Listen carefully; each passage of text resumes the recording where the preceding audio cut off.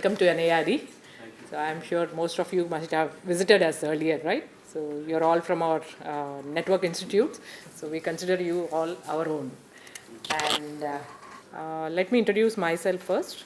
I'm Dr. Madhuri. Some of you know me and some of you are new.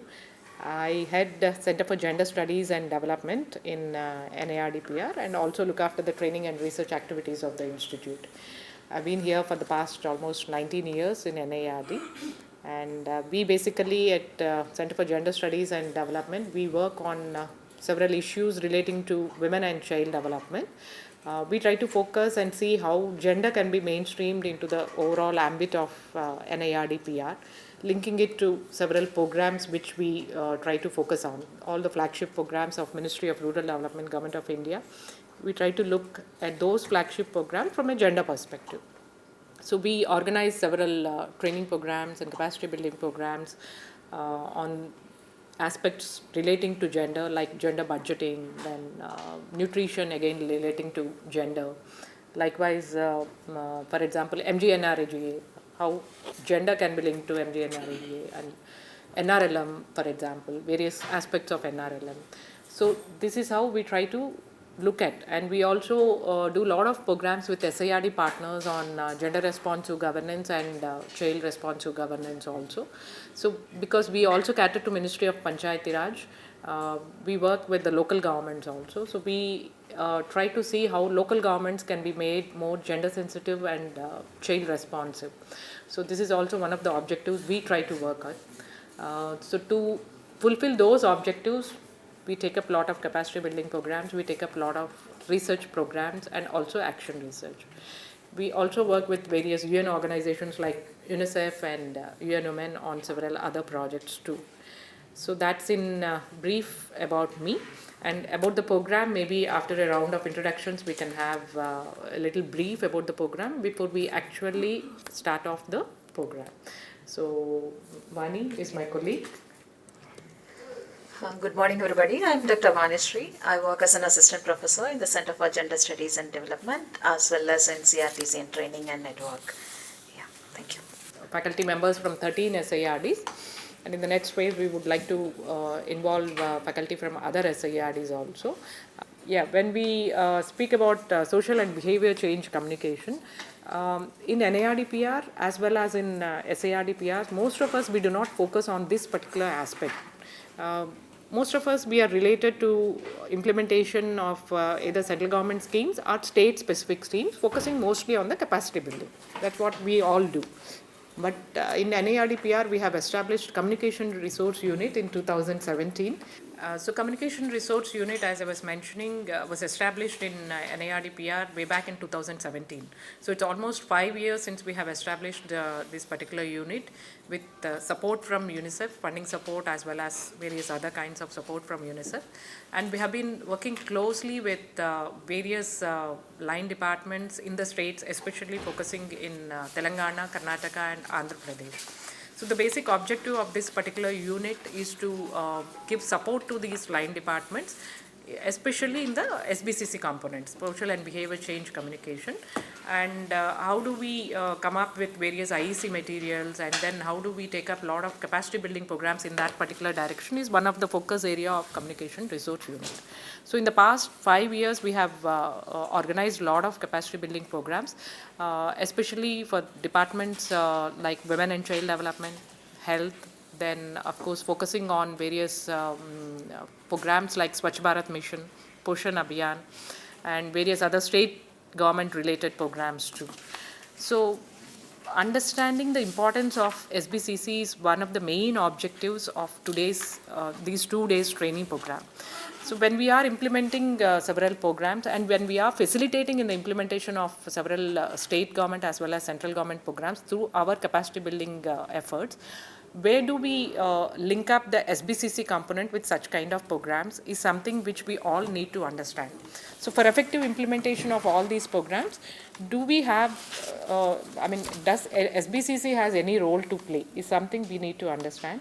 And through this particular training program, we would like you to orient on this particular component, understand what SBCC is all about, what are the various processes involved in SBCC, what are the various approaches involved in SBCC, and what are the various tools which we can use when we are speaking about SBCC. And finally, it should be linked up to our own work area where we are working. We all come from different centers or different departments, even within SIRD, right? Each one of you focus on one particular aspect of rural development. So how do we link up SBCC to that particular aspect of rural development? And how effectively can we use SBCC in that particular program? Is anything already happening in that particular direction in the state government? How do we pick it up? And how do we make it an integral part of our entire capacity building efforts? So this is the intention of this particular training program. And in these 2 days training program, we have invited the resource persons, Varsha and Nisar Ahmadji also. So they will be helping us out in organizing this training program and tackling some of the sessions from their side. And we requested them that all the sessions have to be as interactive as possible through various exercises, so that your participation is also very important. It's not that you don't know anything about SBCC, but it's just that how do we bring out what you know and how do we orient all that towards the entire theme of SBCC is the main intention. So in that direction, I request all of you to be very active and participate in all the sessions and be interactive, and I'm sure we will have a lot of learning from your side also, apart from telling what we know about SBCC. So I will stop here, and looking forward to work with all of you in the next 2 days. I would like to invite Ms. Seema Kumar to give the opening remarks. Thank you so much, Shruti. Thank you, Dr. Madhuri, first of all, for planning and thinking about this workshop. So as Shruti was saying, the hall looks different today because mostly, as I was saying earlier, we work with 3 states which come under Hyderabad Field Office of UNICEF, and CRU NIRD partnership is largely for those 2 states, but I'm so happy that you have really diversified and expanded the role of the CRU to reach out to other states. So I can see a lot of regional diversity in the room today, and I'm sure that is why the cross-learning will be much more enriching. The north to south, and then I think northeast, or which ones did you say? Assam is also there, so I'm sure there will be a lot of learning from that. I'm also very grateful to Nisar Bhai and Varsha for being here today.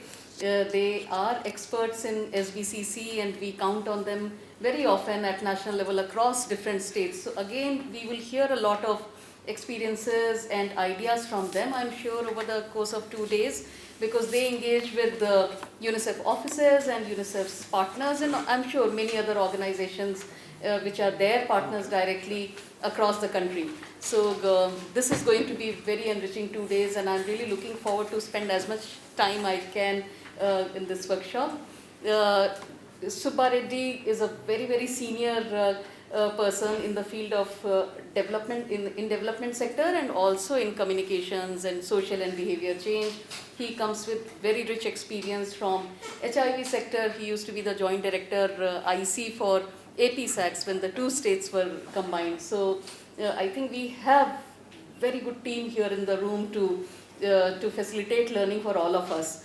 Dr. Madhuri has covered all the aspects of the workshop, the purpose, objectives, and how we are planning to cover the topics over the 2 days. I believe all of that has been covered.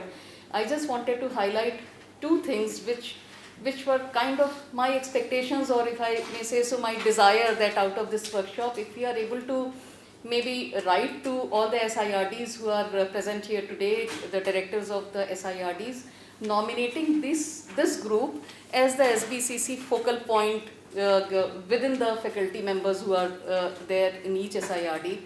And then once you are identified or nominated as the SBCC focal point, I think it will be easier for you to mainstream, and that is on day 2 of the agenda, mainstream SBCC planning process, how to implement, what are the implementation tools, how to measure changes, how to define what we want to change. So all those which I think we will be covering over 2 days, you should be able to take those back and integrate that in any training that happens. So even if it is 1 hour, 2 hour session plan, if we can manage and integrate in a 2-day training that is being rolled out, that will be very, very helpful. Because as Dr. Madhuri was saying, and as I'm sure all of us agree, that social and behavior change, I personally, when I look at any development program, whether it is immunization program or whether it is Poshan Abhiyan or whether it is Swachh Bharat Mission, 80% is social and behavior change and 20% is of course supply side and other issues, services. But unless we focus on 80% of the social change, the demand side, the services, even if they are there, will not be used. So it's very, very important that all the trainings that we conduct, we should certainly by design include SBCC component, and I am very hopeful that all of you will be champions for that in your own respective states. SIRDs are also very important for us as an institution, because SIRDs work with the grassroots level networks, and for SBCC, we really need to engage with. For community engagement, we need vehicles, we need structures at the grassroots level. So you have access to PRIs, you have access to SHG networks, SRLMs, and so many other skilling programs which happen through SIRDs. So there are quite a few programs. So I will really request everyone to go think about the training calendar which is already ready for the current financial year, and identify which are those trainings where we can actively, for this financial year, which are those 5 to 7 training programs where we will proactively go work with the respective faculty members, if they are different faculty members managing those training programs, work with them and integrate this. So let us make it actionable. After we go back, let's convert it into, translate it into result, that what we did here in 2 days, we will do the same thing in our trainings at SIRD level. So I will stop here and welcoming you all again and thanking you all again for creating the time in your schedules and joining us for this workshop. Thank you so much everyone who has been part of designing this and going to work on it 2 days. Thank you.